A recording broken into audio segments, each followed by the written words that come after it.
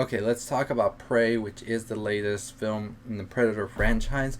Now, this is not a prequel film, according to director Dan Trachtenberg, who says that he didn't want people to get the misconception that this was going to be a prequel to the Arnold Schwarzenegger film, which actually is nothing like the times and everything wouldn't even like be close to it, because we'll get to that in a bit. Also, why this wouldn't really be considered a prequel, but it does take place in the same universe, I feel. So let's think of it more as an origin or an off story.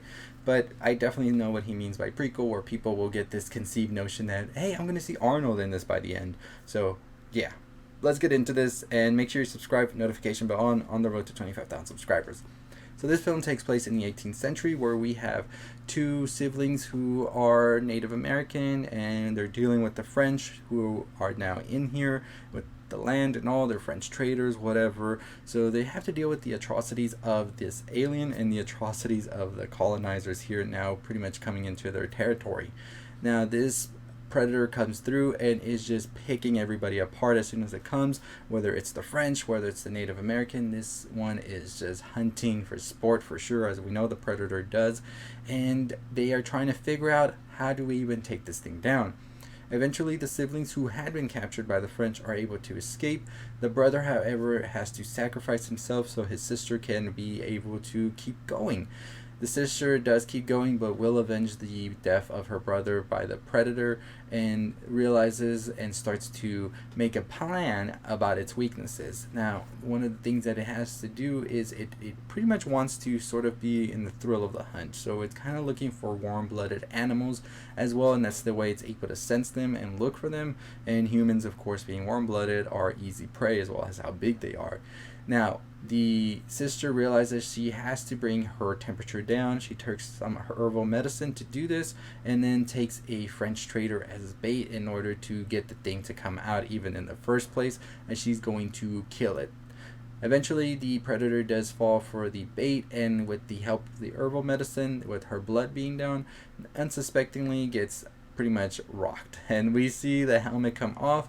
They then ensue into a brutal fight, and then the predator is going to try and kill her and shooting her with the helmet, but the way the helmet's set up, it eventually shoots the predator in the head, killing it right there on the spot. And takes the head back to her village, and she has predator blood on her like a true warrior, and says that they are pretty much like, yeah, I'm the shit. So pretty much I think that was a definitely great ending for this film. Definitely one that really changes the whole perspective of the predator as well, because we were used to this predator in like the Arnold Schwarzenegger film in the more modern time, where you have guns and stuff like that, of course, but in armor as well.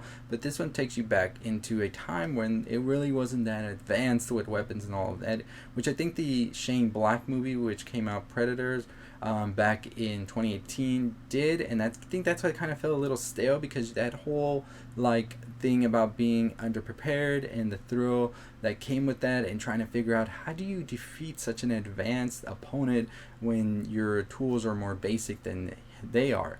And I think that was something that this film very much so did, that heightened the tension even more when it came to those scenes when you're trying to figure out how exactly are they even going to get through this thing when this thing is just like a killing machine. So I did like this film for that, because you really saw what it took to sort of get to the bare bones of it all and figure out, how do we defeat this monster that is just coming straight at us with these high advanced futuristic weapons when we don't have that at all. So very good on the film for showing us how that is able to be accomplished. But I am interested in seeing where this franchise goes from here now as well, because this one really took us back to the roots of it all, really showed us the Predator in more of a different state than what we're used to seeing. So it's going to be interesting to see what they want to do with it next for sure.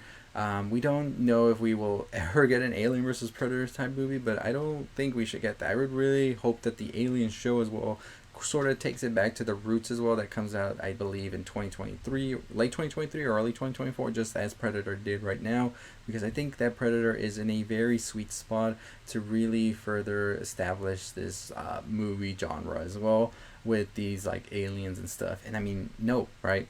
So aliens, vampires, they're coming back. So I'm excited for that, like I said.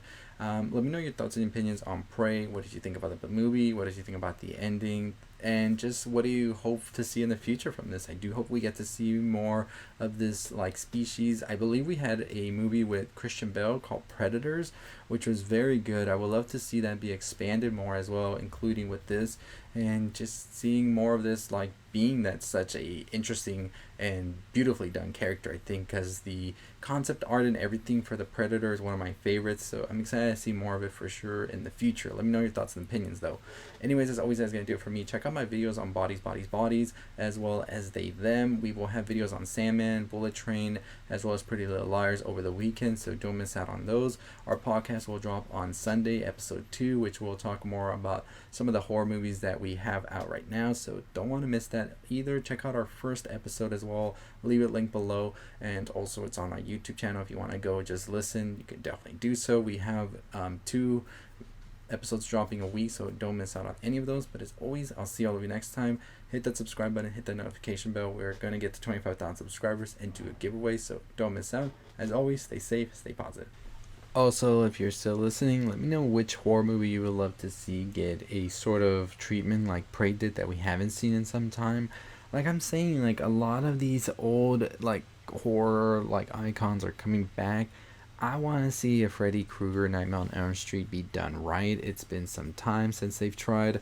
I think the last remake-ish came out in 2010, I believe. And although Jackie Earl Haley did a good job in my opinion, there's definitely a lot of things that fell flat with that film. So I would love to see them give it another chance. I think now is the time. We have things like Chucky, we have Halloween, and Pinhead, and just a ton of other stuff that's just coming our way that just makes sense for them to bring Freddy Krueger back. But we'll see if they ever do. That's definitely mine, but let me know which one is yours that you would love to see be given a good treatment and come back into the horror limelight. Let me know in the comments down below. But as always, thanks for tuning in, and we'll talk about this on the podcast pretty soon, so really looking forward to what anybody comments, and we'll definitely talk about some of the comments y'all leave as well. As always, stay safe, stay positive.